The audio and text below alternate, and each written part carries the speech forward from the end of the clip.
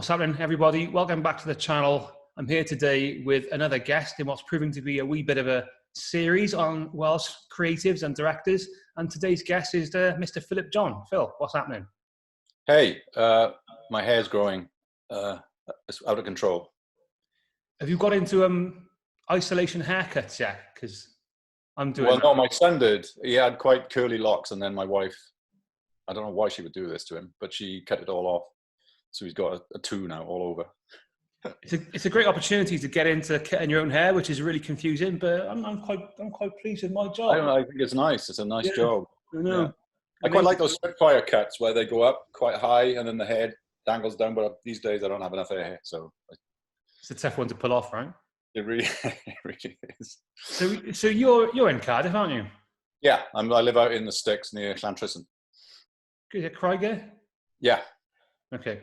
Very heartland of Craigie, yeah. Tidy. Well, we're going to go into the questions, and I'm going to ask you first of all about, well, talking about where you live now, but where was your childhood? Where did you grow up?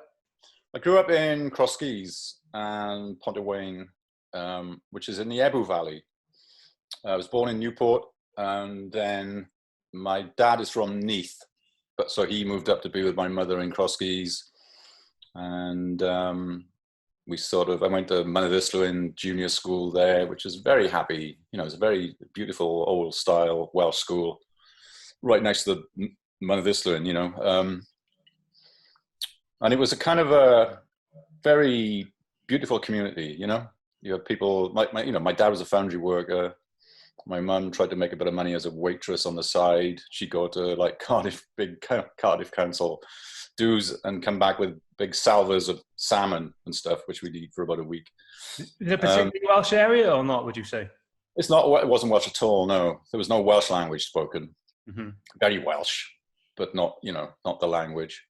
I didn't really come across the language till I was about 12, and we heard it on the radio, and we were like, what is that? Yeah, I think I was 10 years old when I first got exposure to it, which was in the same month we had our first Welsh lesson in school, in junior school in '89, and then I went to watch Wales play in the National Stadium against Germany, and the guy was speaking on the tannoy in Welsh, and I was, I think, 11 years old when I first heard about it. So, odd, isn't it? So you went to Newport Film School? Eventually. I mean, it was a really long, convoluted route. It was the weirdest time in my 20s because I ended up coming out of school and having a place in Goldsmiths University to study animal psychology. And I just thought, how did I even end up here? You know, I don't want to do this. I want to make films. And then, so I didn't go. They offered me a place and I didn't go. And my mother went crazy. And my dad was like, oh, he knows what he wants to do. Let him do it. Sorry, let me check this out. You were in uni at the standard age of like 19, 20, but you were doing 18, yeah, something like that. Yeah, I went to Crosskeys sixth form college and did A-levels there, but I wasn't interested really. And I was in a band at the same time and much more interested in that, but always interested in film. And then we had we ran a film society and we did film reviews and that sort of thing. But it was so far out of reach. You know, your everyday life was just all about school, going home, just trying to sort of keep yourself amused, because obviously there was nothing back then in the 60s and 70s. So how old were you when you ended up starting at Newport Film School, which is over in Carleon, right, at the time? I was 30, yeah. 30?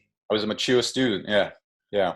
Well, I went when I was about 24. I sort of gave up the band and then went and did a foundation media studies course at the London College of Printing.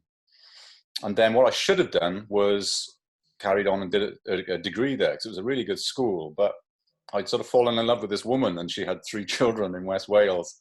So I went back to West Wales thinking I knew everything I needed to know about film.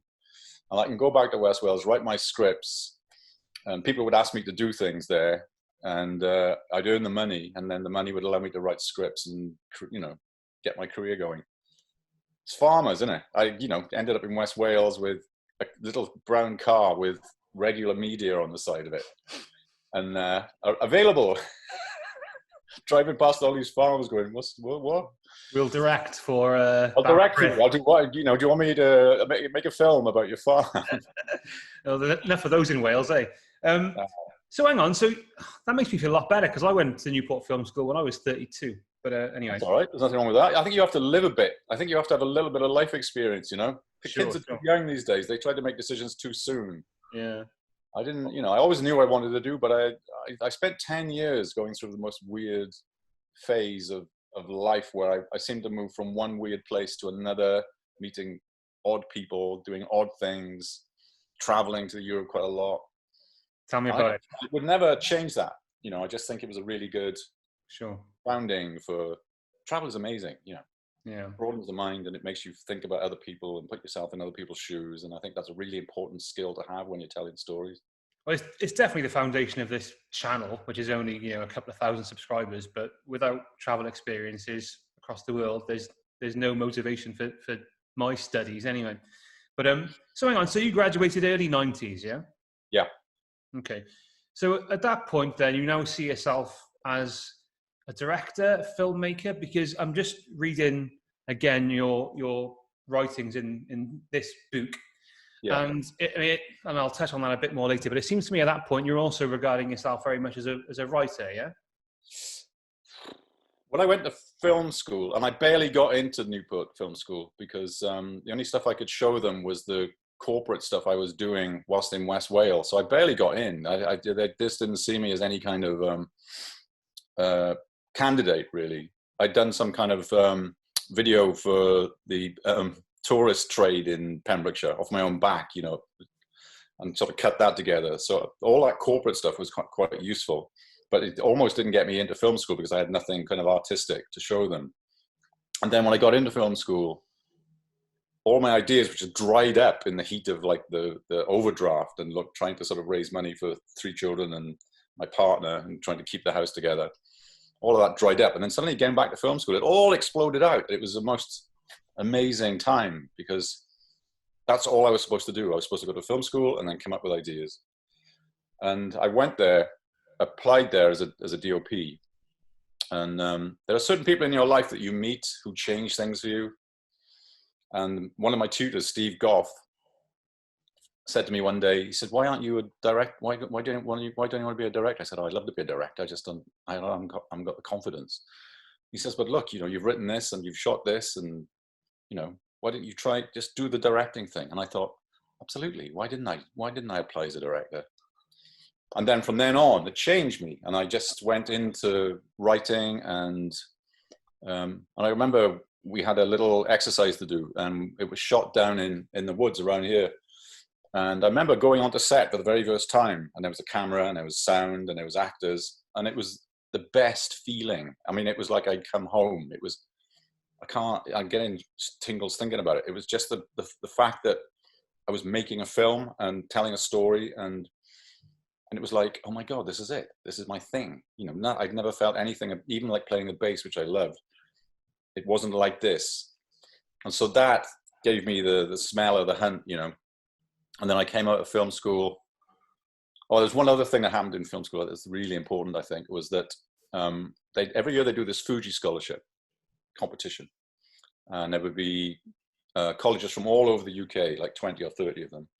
And the college would choose a project to shoot as their main project for that year, and everybody would work towards it. And Steve had said to me, "Come on, I want to see what you've written, because we're looking for a project for this Fuji scholarship." So I came in all kind of, yeah, here's the project. Put it on his desk, and he read it, and he said, "This is shit. What are you doing? It's nothing. You're just sort of." And it was like it was willfully weird. David Lynch, all the people I loved, all the kind of films I was interested in, just distilled onto a page, and me feeling quite smug about it that I'd managed to put this together. And he just sent me packing and told me to start again. And it was an amazing moment for me, because I went away and I had this story about living in West Wales with my partner and her 3 children. And then I came up to Risca to see my dad. After I left there, I went to see my father. And it was a really odd story about going back to your roots and trying to pick up something, but finding nothing there. And so I wrote that. It's like an 8-page thing overnight. And I took it in, and he went, "This is it. This is it. This is a great story." You know. And which one was that? Which? It's called Dando's Brilliantine. It was my film school film. It was my graduation film, and it won a script award at the scholarships, and it allowed me to buy my first Amstrad computer.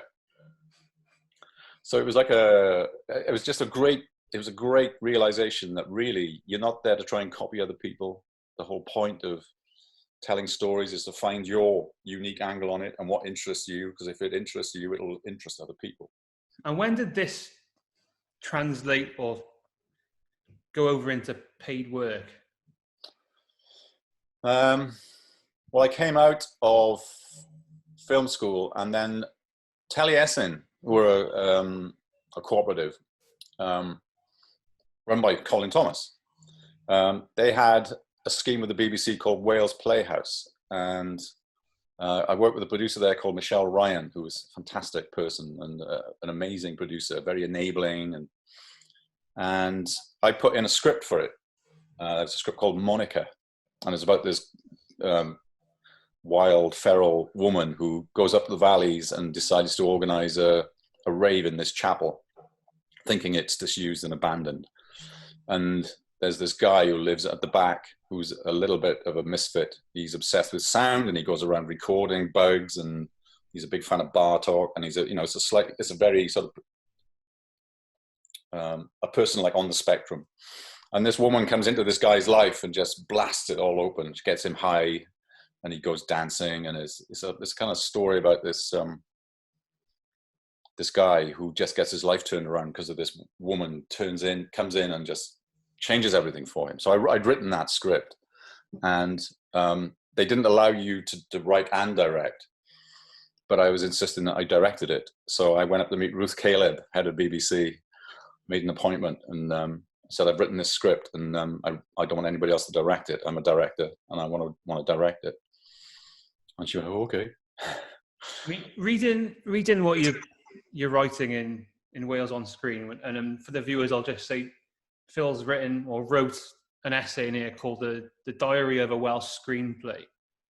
Well, that's part of your essay anyway, and there just seems to be so much confrontation into establishing yourself as the person who's going to direct, or selling yourself as a new budding director. And it's actually quite stressful reading it, because I'm reading it thinking, I just couldn't do this. I couldn't fight this many battles. So, I mean, how are you going about, after graduating, you want to be a director, maybe film, maybe TV. How are you, at this point, how are you going about not only selling yourself and establishing a career, but also providing for your house and your family and all that stuff? Well, they say that, the biggest obstacle between the person and art is the pram in the hallway. I didn't have children when I started. They came later. And so it was basically me inventing myself as a writer director when I came out of film school, and then telling everybody and everybody ignoring it, but then looking for opportunities. And one of the opportunities was the Wales Playhouse thing, which was an extraordinary opportunity. It was a half-hour TV drama, fully financed, proper crew, actors. It was and it was really diving into the deep end, because I hadn't done it before. So there were things I didn't know about, and they help you. The first AD helps you, and the camera person helps you, and it did well. It sort of went to BBC Two and got good reviews, and I thought, oh well, here we go. I'm set up now. And now we're talking mid-90s, yeah? We're talking 93, probably 94. So, question for you, this question I'll ask a lot of people. At this point, I mean, this is the impression I get while reading your essays. In terms of Wales, like, telling Welsh stories, is that something that's in your head at this point, 93, 94, post-graduation? Is it something that's prominent in your thoughts? I'm obsessed with that. Yeah, well, because the Welsh Playhouse is a Welsh story. It's up the valleys, and it's a guy, and interested in music, and weirdly, I think it's something that you empty yourself of. You find stories that resonate with you inside, and there are things about this guy that I felt very much akin to him with. So, you write characters that, especially at the start, there's a kind of autobiographical quality to them. And so you can't help but write about where you come from, and Crosskeys and the language, the Anglo-Welsh language, the poetry of that, and the gallows humor of it, and the surrealism of it. Like Boyd Clack, you look at his work and the extraordinary comic visualization of that sort of Welsh humor. I was obsessed by that and really into telling those stories. But at the same time, I had to sort of try and keep body and soul together. Yeah, how would you do that? So did you find a tension between wanting to tell Welsh stories and having a career? Yeah, I remember pitching stories in London, Welsh, like a Welsh feature, and they'd say, "So where do you want to shoot this?" And I'd say, "In Wales." And they'd say, "Well, why?" And it was like a kind of, "What do you mean? Why?" I really didn't understand why there was no cachet to bringing landscapes onto a screen that hadn't been seen before, and there was just a kind of a dismissive kind of quality to the metropolitan people that you spoke to about it. And so to some extent, I sort of ran back with my tail between my legs and continued working in Wales. And then this extraordinary thing called Nuts and Bolts, which was right up my street. And it was Peter Edwards at his brilliant best, coming up with an evening drama series set in Merthyr. And it had non-actors, actors, all together, and new writers, new directors. I can remember I think they gave me 3 episodes on the first season, and then gave me a couple more. And then we split the second season with myself and David Evans, who was a Welsh director. And that was all about Merthyr. And, it was such a wild series. And there was some actors who weren't quite as polished as the others. So you had the most extraordinary experience working with those, trying to get better performances. And then you made friendships with people who were in the show, like Roger Evans or Jonathan Owen, or quite a few people I know still today, and I'm friendly with. So it was an amazing experience because we had to shoot everything so quickly. I remember Nuts and Bolts. I remember hearing about it. So what are we, are we talking mid-90s for this one? Or is it? This would have been mid-90s, yeah. Yeah, there were 2 seasons of it. And there were about 20 episodes in each season. I mean, it was a proper piece of work. And at this point now, are you thinking that I'm going to be a TV director? Is your career going in that direction? I don't really make a distinction between the two.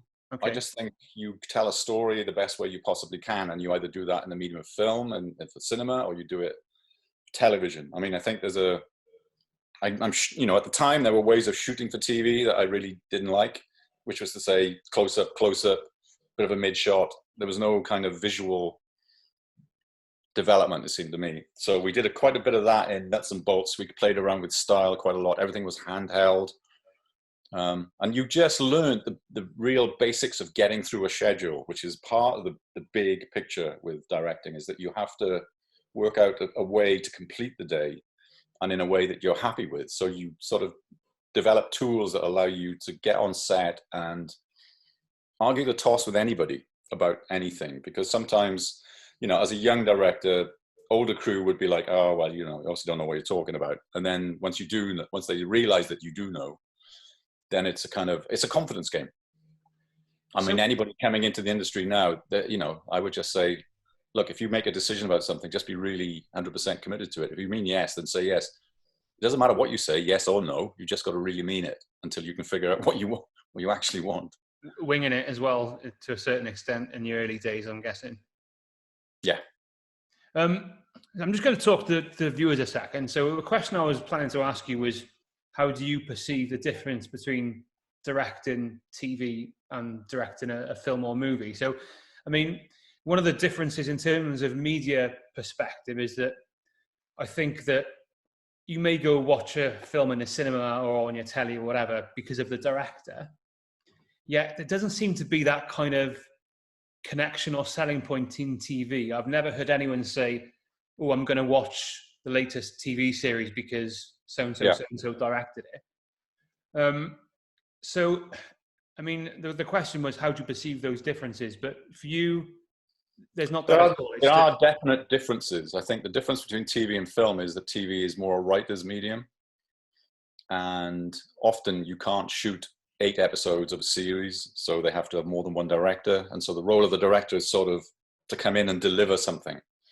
And sometimes, often, TV shows will have a house style that they want you to sort of buy into. Okay. But film, on the other hand, is about the director and coming in and controlling everything, and so it's much more expressive for the director in terms of film, but also there are limitations there too, you know. Unless, of course, you're doing something like working for Marvel, which you've done as well, which kind of brings me on to my next thing. So I'm going to list some of your credits as a TV director. So for the viewers, because directors aren't always associated with the TV shows, I'm just going to reel off a list of some of the stuff you've been involved in, Phil, and I'll probably miss out a few. So British TV, American TV, we've got a list of directors' credits includes The Bill, Murphy's Law, Cutting It, Wire in the Blood, Ashes to Ashes, Being Human, New Tricks, Downton Abbey, interestingly, Outlander, which I'm watching currently at the moment, which is very, very enjoyable, and I'm going to ask you about that as well. Stanley's Lucky Man, Iron Fist, Marvel's Iron Fist, and I'm duty bound to say at this point it's series 2 of Iron Fist. Oh God, yeah, not season 1. Cloak and Dagger, The Good Karma Hospital, and of course Bang on S4C, the bilingual Welsh drama. Yeah. So pretty extensive and varied list of TV. And advice for youngsters who want to be creators, who want to be directors. I mean, if you could put a youngster on a path to a CV such as yours, film or TV, I mean, how would you advise them? What would be your key aspect of advice? I think there is a way in that is comparatively simple, and it's not working your way up through departments. I wouldn't do that. I think what you do is you make a real world-class short film that wins awards, and then you can go to an agent and they can see that they have something to sell, and then you get your agent, which is exactly what happened to me. Sister Lulu, is it? Sister Lulu, yeah. And also a film called Suckerfish. I did 2 shorts when I came out of film school. And it was all because of the, screen whales, the various guises of that. And Pauline Burt, who ran it, was very supportive of my work. The board of the various film agencies were very supportive. And so I made Suckerfish, which was like a 15-minute dark comedy. And then I did Sister Lulu, which was also another scheme between Channel 4 and the Welsh agency. And that film, it was odd because at the time there was this fantastic scheme called Directors UK, and New Directions it was called, and they would take a small list of new directors to the States. They take you to New York and LA. You'd have a week in each, and you take your film over and you take your slate and you meet studio heads. And Suckerfish got picked for that, and so before I went out, I sent my 2 short films to ICM because I was trying to get an agent there. ICM, sorry? ICM, yeah, the agency. Okay. ICM were a big agency, and I thought, well, I'm going to go for the biggest. So I sent my 2 short films there, and I came back from the States having done the New Directions thing, which kind of didn't really lead anywhere, but it gave me a sense of confidence about my film. And I came back to a phone call from another agent in ICM who had seen Sister Lulu and loved it and wanted to rep me. And it was like, and I've been with Kathy King now for 23 years or something. And this is key for you, is securing yourself an agent. Yes. Yeah. Yeah. Or getting out there and shooting a low, no budget feature that will hang together. But for me, it seemed like it seems like a simple-ish route. But, the trouble with the ubiquity now of laptops and software that allow you to make films is that you get a lot more terrible films. It's almost as if people don't really look at, they just want to make the film and be a filmmaker. And it's not about that. It's about finding a story, and it's about expressing yourself and putting your heart and soul into it, so that people, when they see it, feel it's relevant to them too. I've judged quite a lot of short film competitions, and the number of films that come through, and you think, well, what is the point? They've made the film, but it's not going to do anything for them, and they probably spent money on it, and it's not going to help them. If you're going to make a film, then find a group. If you don't go to film school, I don't even think it's necessary to do that. Just find people whose work you like in your environment. Anybody can come to me and say, I've got this script, would you read it? Can you make notes on it?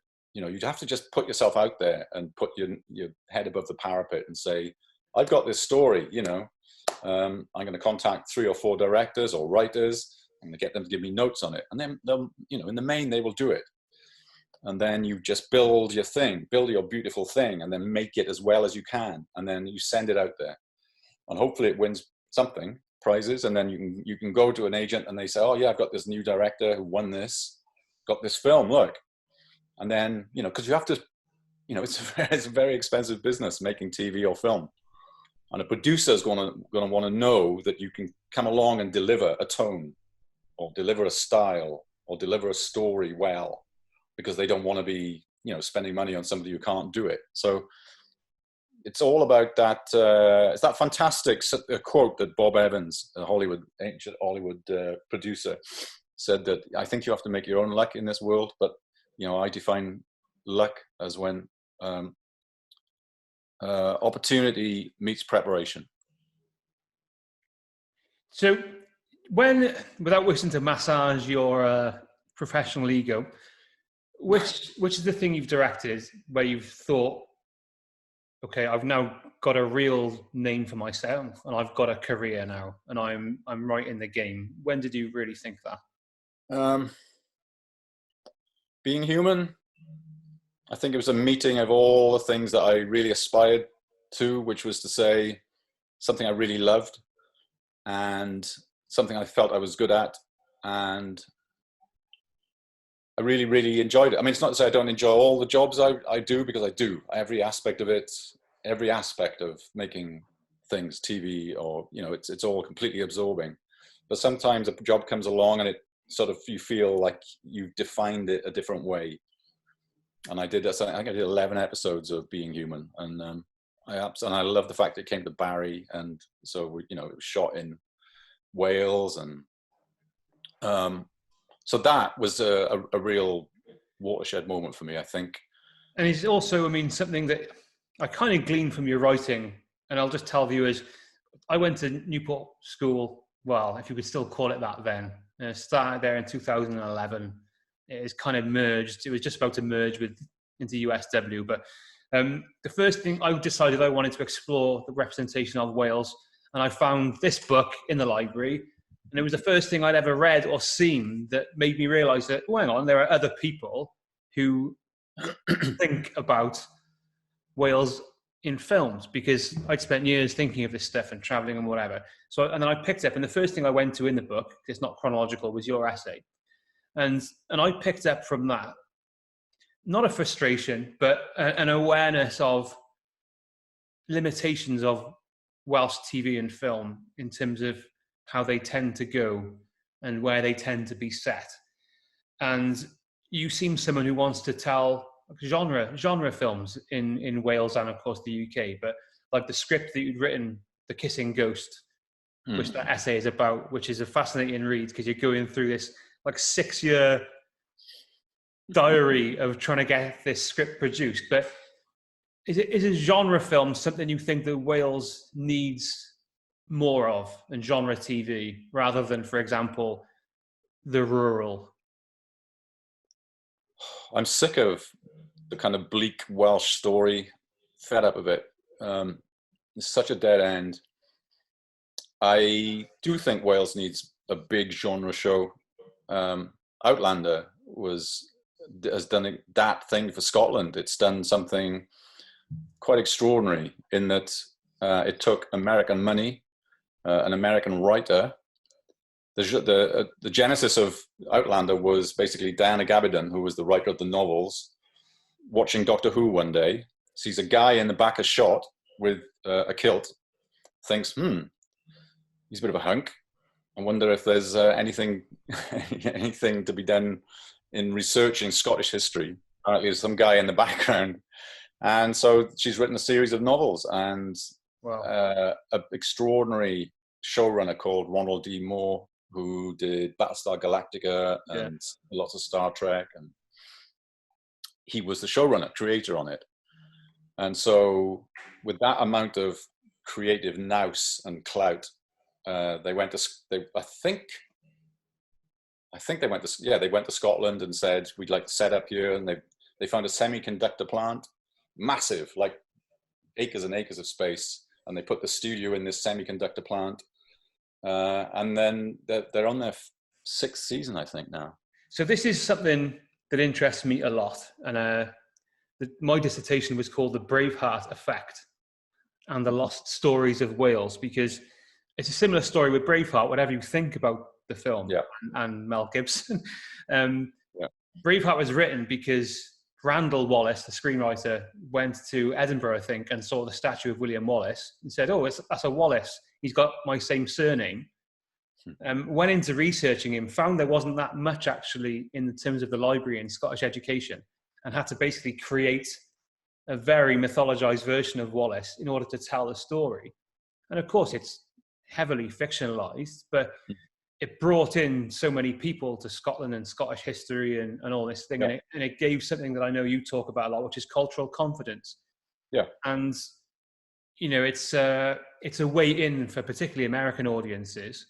And I think in Wales, what I'm coming up against in the years since I started this channel and started tweeting and writing about it is that there's a certain resistance in Wales to any representations of this form, particularly the historical and particularly the pre-Union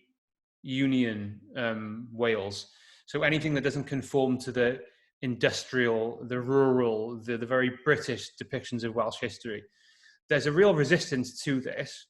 And something that you said to me on Twitter recently was that, Wales needs its version of Outlander, doesn't it? That could be really good. And I think it's typified by the fact that David Cameron actually met with Sony execs to request they delayed the showing of Outlander on British TV because it was timed to start just before the Scottish indie referendum in 2014. Yeah. And did you have any experiences on set talking with people about the cultural impact or the political impact of that sort of You show? saw it all around you. You saw it every day we shot. You go to a village and there'd be people on tours just wandering around. And once they saw that we were filming there, they'd hang around and watch, and people would be signing autographs. But there are now literally tours crisscrossing Scotland of Americans coming over. And I mean, it has such a huge fan base by now. I mean, the most extraordinary thing was the drivers had their own Twitter account, and they tweet out something like, I really love avocados. And then within a couple of days, crates of avocados would come over from the States just in support of the show. And all the time, little presents would arrive on set for Sam or Kat. And, you just got a sense of the extraordinary awareness, global awareness of Scotland. We shot material in Outlander that you could literally have taken from that and put as an advert for Scottish independence. Amazing speeches, amazing kind of context.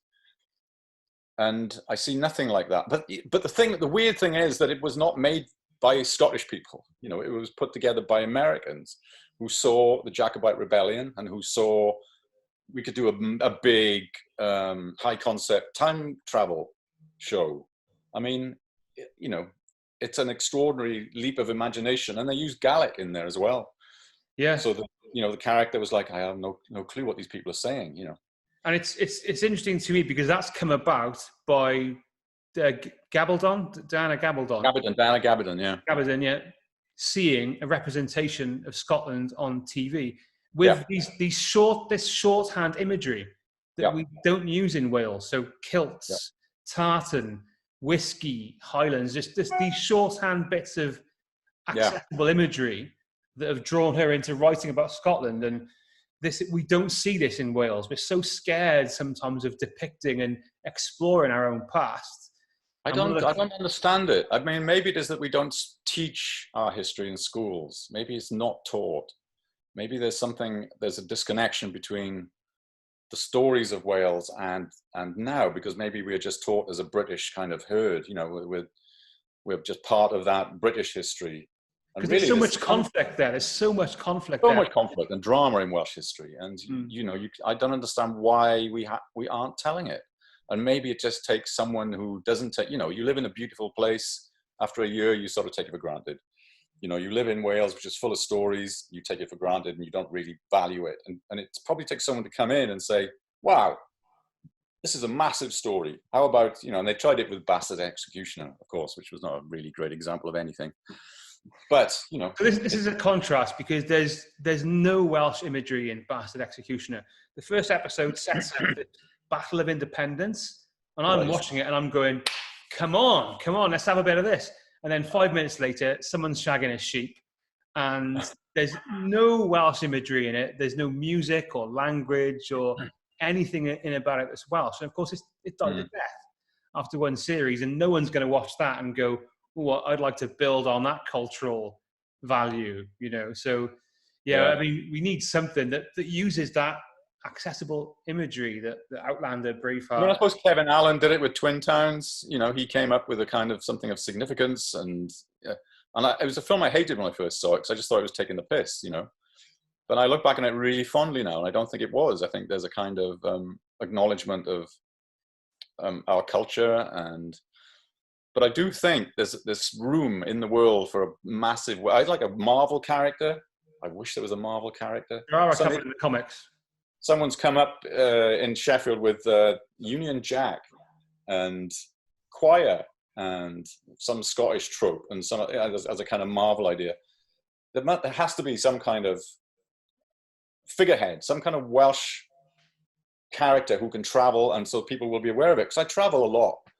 You know, in the States especially, you say, "Oh, I'm from Wales," and they go, "Is that in England?" And you go, "Yeah, no, it's not though, but it's a country, and it's in Britain." And all the time you have to sort of tell people about it. I say, "Oh, Matthew Rhys is Welsh." They went, "No, he's American."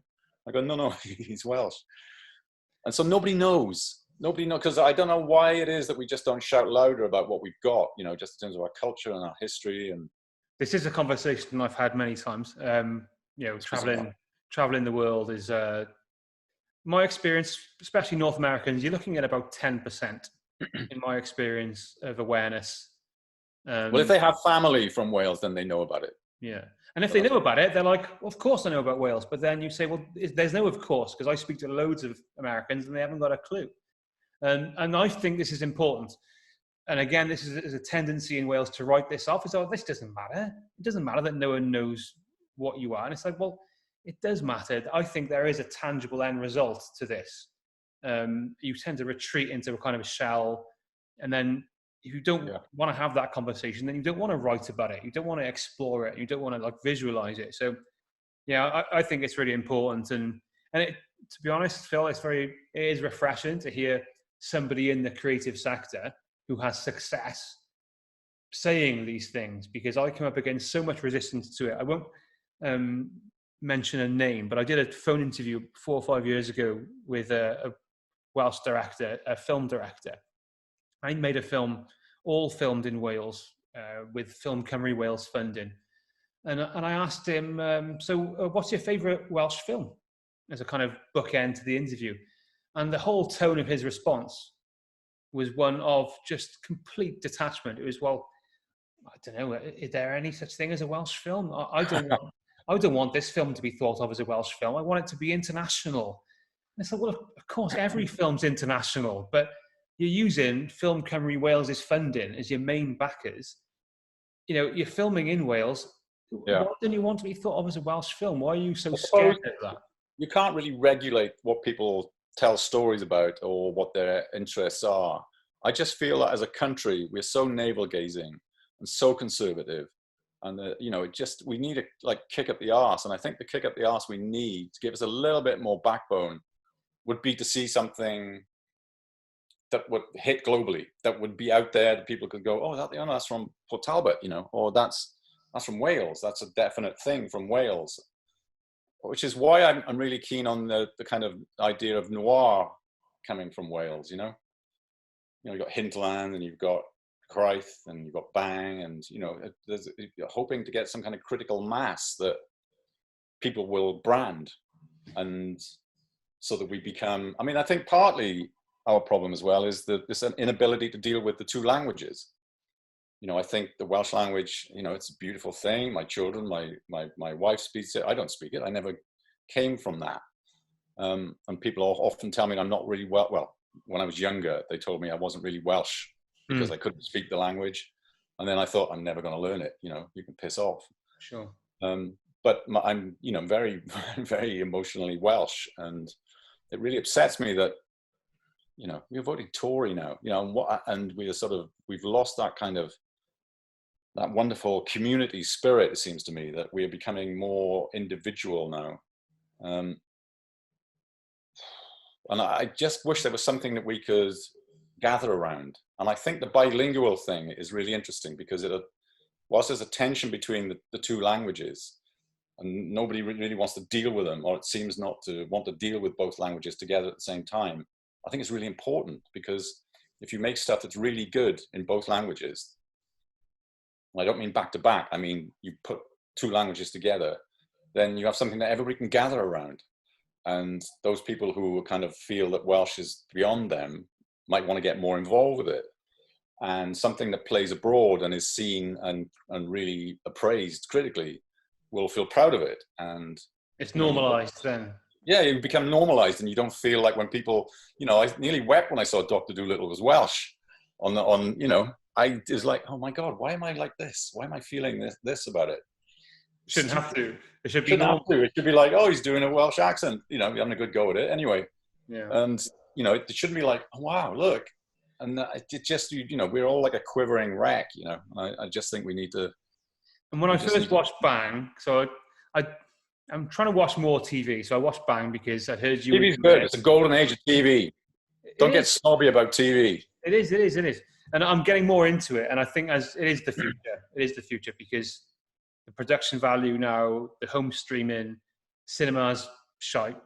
But I'm watching Bang, and in the first few minutes, there's banging in it. There's a gun, there's totally normal bilingual Wales talking about drugs, sex, crime.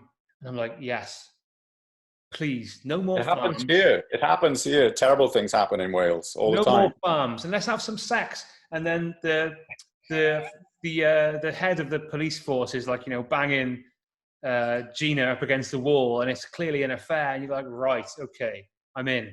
I'm in now, and I want to associate myself with this. And then it's also very visual storytelling and kind of archetypal characters. So, like something that I'm a bit of a fan of Mel Gibson, and something he always talked about when making Apocalypto, which was in Mayan language.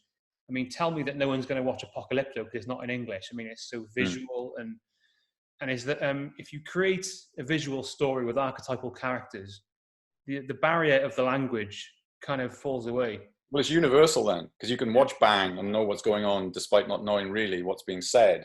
Yeah, that's the skill of Roger Williams, who wrote it, and it's his ambition really to bring the two languages together.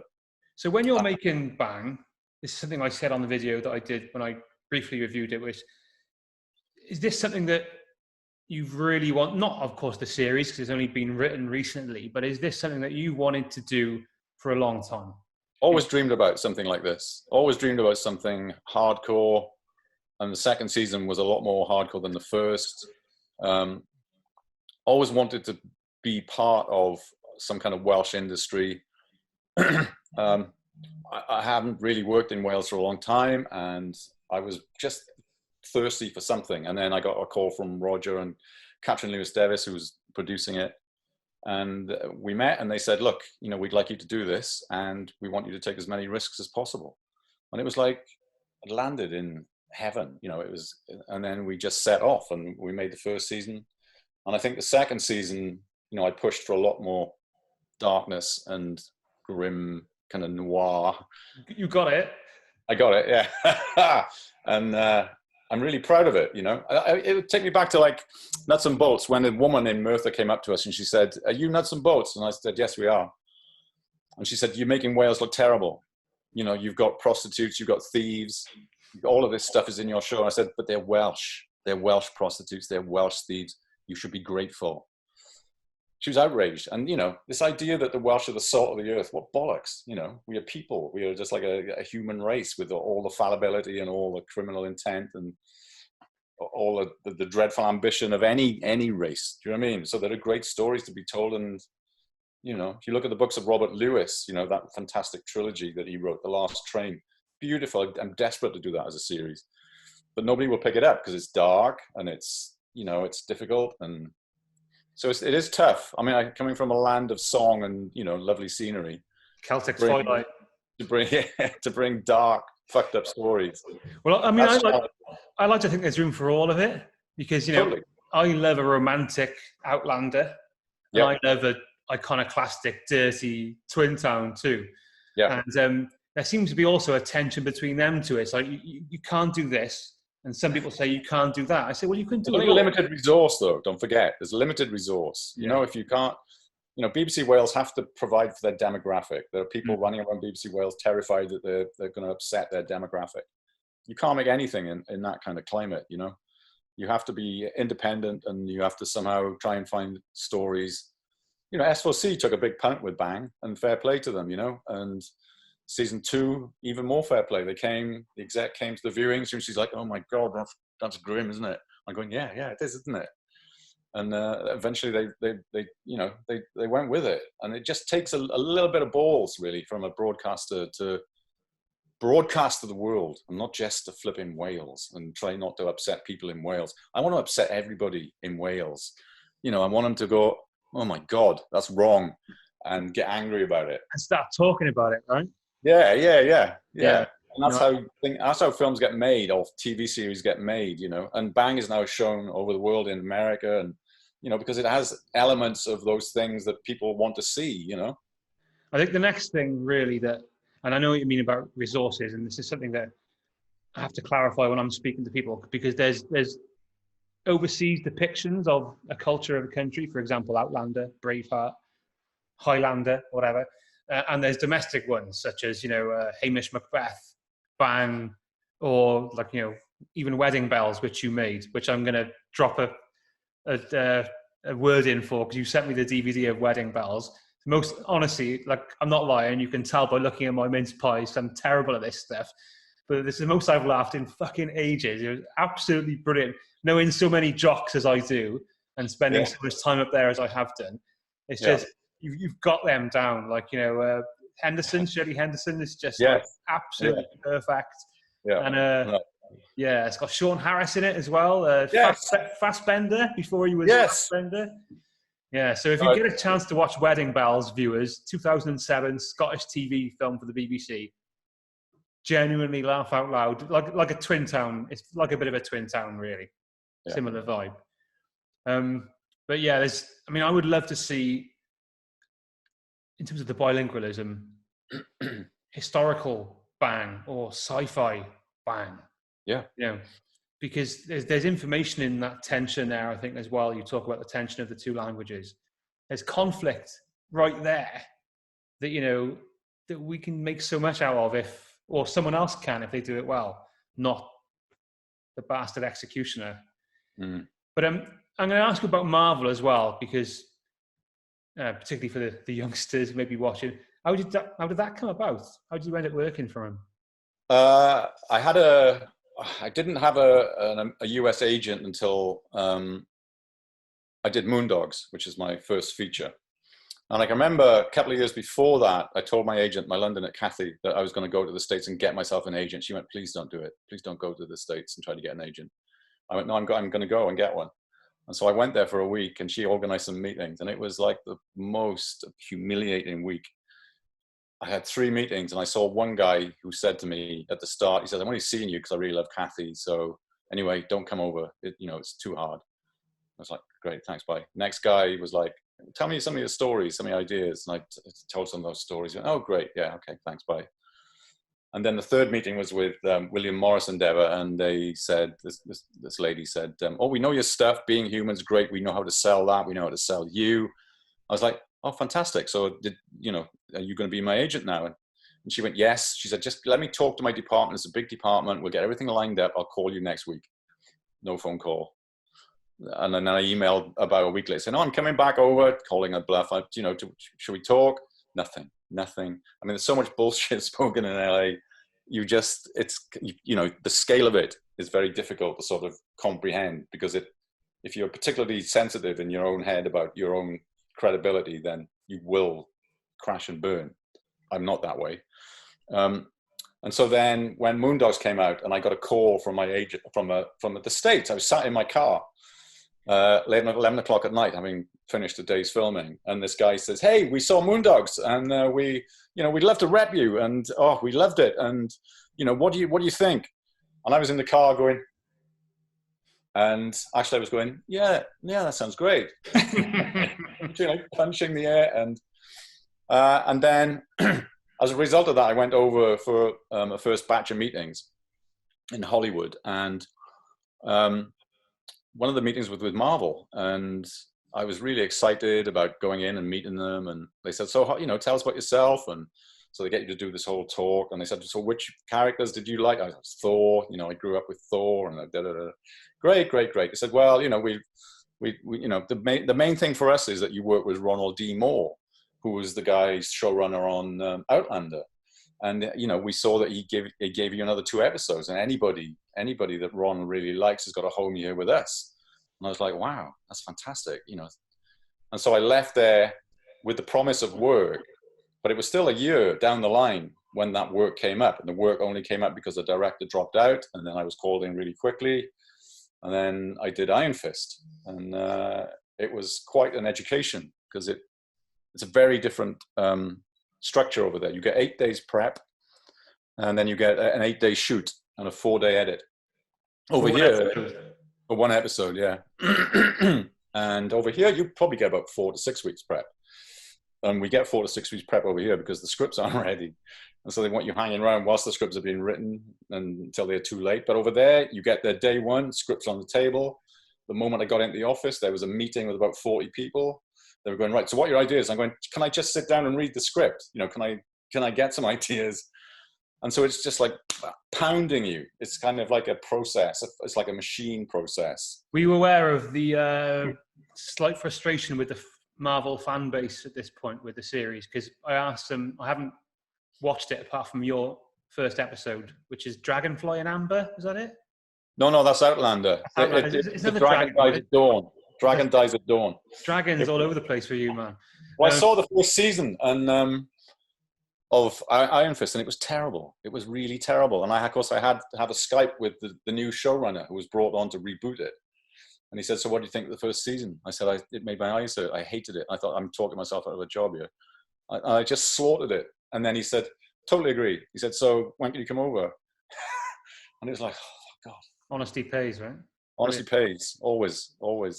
And then he was there, and I'd worked with him, and it was just fast. In terms of the career, because by this point you've been a director for 25 years, maybe stretching it, and you're just about to produce your first feature, Moondogs. Yeah. And you're also going over to LA and getting, as you said, humiliated and rejected. And you've been pretty successful for about 15 years at this point, but you're still coming up against a lot of new experiences, shall we say, like directing your first feature when you were 50, 45, 50? 45, yeah, 46, something like that, yeah. I think the trouble with the States is that you start again because they don't know anything that you've done. You're not interested. They haven't seen anything in the UK. Downton Abbey they'd seen. Outlander they'd seen. But otherwise they don't know you, and you start afresh. At least in the UK, when people know what you've done, they're aware that you can, they just sort of relax. But there, they are just picking away at you. Are you going to storyboard this? What do you think about that? Are you going to do this? So there was a kind of starting again thing in the States that I was, happy to sort of go through because I'm pretty confident anyway. I'm sorry, what was your question? Well, I was talking about, well, framing it for, youngsters getting into the industry because, well, not a question, I'm more looking for your thoughts as such about how, coming up against these new experiences, despite being a job in successful director for 15 years and still coming up with these experiences. I mean, looking at Outlander, oh, by the way, Downton Abbey. So that's a level with you. I never watched it and still haven't. I will watch your apps at one point, but I'm not so keen on watching the 5 series that preceded it in order to ground me in it. But I mean, surely that's a show which is antithetical to a lot of the stories that you wanted to tell and the kind of the tone that you wanted to project in your work. I haven't seen it, so I'm not sure, but I would assume so. How do you find that? It's a soap. It's a really immaculately made soap with an extraordinary cast that you would kill to work with. Yeah. I didn't support the idea that the aristocracy was a benign force in British history, and it tells the lie of that really well. But it was something that some jobs you really want. I really wanted to do it because I really like Gareth Neame, who's the guy that runs Carnival, and I wanted to work with Maggie Smith, and I wanted to as a professional thing. There's a real challenge to it. As an end result, it's a beautifully constructed thing, but it's a lie, and but it's something I needed to do also because I wanted to be known and I wanted to sort of step up. So it was one of those things that you do because I wanted to work with Maggie, because I wanted to work with Hugh Bonneville, because I wanted to get in amongst all of that. And a Welsh boy from the valleys swearing and cussing in front of all these toffs is just sort of irresistible. And also I got to meet George Clooney, who came over for he did every year they do this Tech Santa thing for ITV charities. And Hugh had worked with George Clooney, and so he invited him over, and I shot this comedy sketch with him, and that was extraordinary. It's an extraordinary experience for me, and I'm very grateful for it. But culturally, I don't know quite what people can take away from it really, other than it's kind of fluffy entertainment. Sure. But massive, massive, and I needed to be on something that massive to sort of accumulate a bit of power, I think. And then you do it. So you've done your first feature. That must have been shot a while ago because I watched Moondog just recently after I finished Bang, and Jack Parry Jones looks about 10 years younger in it. Either that's an amazingly channeled performance or performances, or there must have been quite a big gap between shooting them. Was that right or not? I did Moondogs just before I started on Outlander. I didn't get paid for Moondog, so I had to work, and so Outlander came immediately afterwards, which sort of kept me afloat. And Jack, I don't think he'd done anything really before Moondogs. The entire cast, our 3 leads, they're great. They're really good. They're amazing. They're beautiful, and they work really well together. And we just sort of, because we got money from 3 different countries. We had a Welsh actor, we had an Irish actor, and a Scottish actor. Put them all together, and there's a chemistry there that it was really great. And it's another visual story, so you could watch Moondogs with the sound off, and you would know what's going on. And I mean, it was a pretty difficult experience. I didn't really get on with the producer, and I didn't get final cut, and so there was about half-hour extra material that was taken out that was considered too dark or too fucked up to put in what was a relatively sweet story. So now what we have is the sweet story version of it, when really there's a whole other version which is kind of a lot darker. And also, it's not a great experience going through 3 different financing bodies because they've all got stuff to say, and I'd rather not have to do that anymore because you end up with something that's sort of compromised. But nevertheless, it's my film, and the working process of it was amazing. In terms of feature films and like your immediate future, what you got any film work lined up? What's the massive film? Hopefully, it should have gone last summer, but it fell apart. It's called Let There Be Rock, and it was my first pitch in Hollywood, and it's to a producer called Marty Bowen, who does Maze Runner, that kind of thing. He's a big First Man. He did. He's a big producer, and he called me into his office, and he says, "I'm looking for a blue collar story about young boys and old men bonding." And I work a lot with Dean Kavanagh and Irving Welsh, and we'd had a ITV project called The Choir. I said, I've got that story. And so I pitched him the story, and he was like, ended up literally jumping up and down on his sofa. So, saying, we're going to make $1 billion. I was like, well, okay.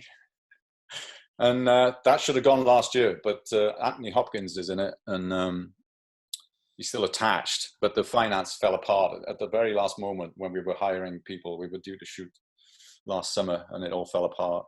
And I turned down about 5 jobs. So, it's all the horror of film, really. All those things came together. And but this is going ahead?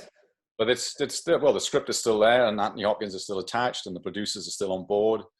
And we were going this summer, but of course, what with the lockdown and everything, it might have to wait until next year. Sure. But that's a film I got massive ambitions for because it's a Welsh story. It is a Welsh one, is it, as well? Oh yeah, it's about a small town choir who are dying off Get Hopkins to Welsh it up, because he doesn't do it enough. He doesn't. I think that's why he wants to do it. I think he wanted to come back and do the gruff. He plays a magistrate and choir master, and it's beautifully dark. It's kind of written by Dean and Irvin Welsh, and there's a kind of comedy. It's wedding bells. It's kind of like a Welsh wedding bells, but set in the choir and in a small Welsh town. All right, get on this. Get on this, yeah. Everybody. Okay, I'm on it. That's absolutely one to look forward to. Stuff which is not yours. Have you enjoyed any Welsh films or TV recently? I mean, what's your thoughts on the current state of play? I saw, and I don't know what the Welsh connection to this is, but there's a film called Dark Song, which was about the Abramelin. I've always been interested in the Abramelin because I think Led Zeppelin took a cottage over Loch Ness and tried to evoke the Abramelin sort of demonic, satanic thing. Yeah, they wrote a lot of their songs in like Welsh cottages, I think. Yeah, fuck knows what I loved it. I thought it was really great. It's a great film. I saw Gwen, which I hated. Bleak nihilistic bullshit about bad Welsh people being nasty to young nice girls. Bore the shit out of me. And just long shots of landscape and dead horses. And rain and dead sheep and I know. I saw it in a cinema. I took 2 colleagues to watch it. It's like, come on, let's go and watch a Welsh film, because the reviews were like, and it's like, yeah, after 10 minutes, like, yeah, this looks really good, well shot, and after 15 minutes, like, yeah, it's well shot, and then after 45 minutes, like, yeah, it's still really well shot, and nothing is fucking happening here. Like, getting great reviews though, and it was, people seem to buy that stuff, fine. I mean, Human Traffic, I've always loved. I think that's a real ball-busting movie, very funny. I don't know what's happened, since, but I don't know. I always kind of keep an eye open for Welsh films, but nothing really grabs me. I mean, I'm a little bit interested by Dream Horse because it is a genre. That's Iros Lynn's directed it, and it's funded by Film Cymru, but it's also being distributed by Warner Brothers. Now, great, yeah. I'm hoping this kind of shifts Film Cymru Wales onto a higher level, because they do make films, and they've done a great job in increasing the amount of representations of Wales. I mean, there's more films now set in Wales than ever before, which is great. But so far, nothing really which is going to sell. And Dream Horse is like, it's an archetypal story. It's a rags to riches tale. Proper movie, isn't it? Yeah, proper movie. And I was an extra for it, like I was on Bang for a couple of days. And Toni Collette actually sounds like she's got the accent nailed as well, from what I heard. Wow. Yeah, so I've got hopes for this one. And again, Iros is great though. He's a world-class director, Iros, and let's see. Did you see A Llyfrgell, Library Suicides? Did you see that one? I did see that, yeah. I mean, that's something that it looks a bit like TV, but I mean, I enjoy the story a lot. Yeah, no, they're good production values and everything, but I don't know. My kind of film it's more like French or German. It's like Haneke, or I'm very picky, and there's a kind of I want to get Wales moving hat, and then there's the films that I love, which they don't necessarily meet. Hal Hartley, loved Hal Hartley. Just watching some of his stuff recently again, and Happiness. All those films that I really love seem to be made by fucked up Americans instead of fucked up Welsh people. So we need more fucked up Welsh people. So I think that's a nice way to kind of tail it off. But we need more fucked up Welsh people, everybody. We do. That's a message of positivity to send out there into the world. So, Phil, well, big thanks, mate. Appreciate it a lot. It's been very interesting for me. Thank you very much for thinking of me.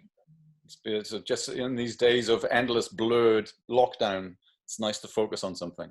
Phil, I've been thinking about you a lot. No, true, honestly, ever since that was the first thing I read about Wales on screen was your essay that then led me towards David Berry.